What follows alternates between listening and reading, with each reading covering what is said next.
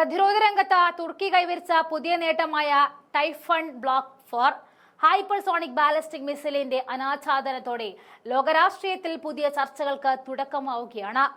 1952 മുതൽ നാറ്റോയുടെ പ്രധാന സഖ്യകക്ഷിയായ തുർക്കി ഇത്തരമൊരു അത്യാധുനിക മിസൈൽ വികസിപ്പിക്കുമ്പോൾ നിലവിൽ ലോകത്ത് നടക്കുന്ന സംഘർഷങ്ങളുടെ പശ്ചാത്തലത്തിൽ ഇത് എന്ത് പ്രത്യാഘാതങ്ങൾ ഉണ്ടാക്കുമെന്ന ചോദ്യം പ്രസക്തമാണ്. റഷ്യ യുക്രൈൻ യുദ്ധവും ഗാസയിലെ സംഘർഷങ്ങളും ഉൾപ്പെടെ ലോകത്തിന്റെ വിവിധ ഭാഗങ്ങളിൽ നിലനിൽക്കുന്ന സംഘർഷങ്ങൾ ആഗോള സുരക്ഷയെ തന്നെ ചോദ്യം ചെയ്യുന്ന സാഹചര്യമാണ് ഉള്ളത്. ഈ പശ്ചാത്തലത്തിൽ അമേരിക്ക, ചൈന, റഷ്യ തുടങ്ങിയ വൻ ശക്തികൾക്കിടയിൽ ഹൈപ്പർസോണിക് മിസൈൽ സാങ്കേതിക വിദ്യയ്ക്കുള്ള മത്സരം അതിശക്തമാണ്.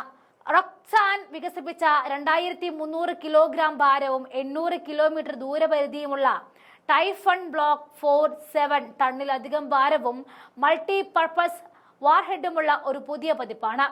ഈ മിസൈലിന് വ്യോമ പ്രതിരോധ സംവിധാനങ്ങൾ, കമാൻഡ് ആൻഡ് കൺട്രോൾ സെന്ററുകൾ, സൈനിക ഹാങ്കറുകൾ തുടങ്ങിയ തന്ത്രപരമായ ലക്ഷ്യങ്ങളെ തകർക്കാനാകുമെന്നാണ് റോക്സൻ അവകാശപ്പെടുന്നത്.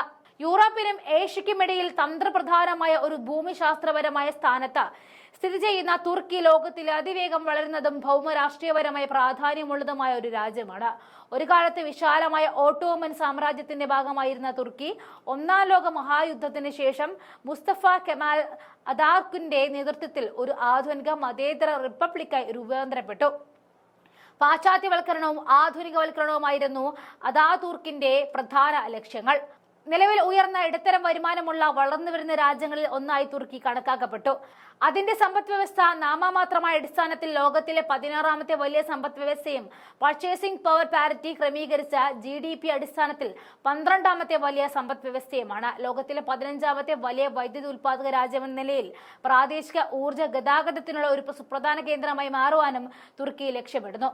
ഇത്തരമൊരു ഏകീകൃത പ്രസിഡൻഷ്യൽ റിപ്പബ്ലിക് കൂടിയാണ്.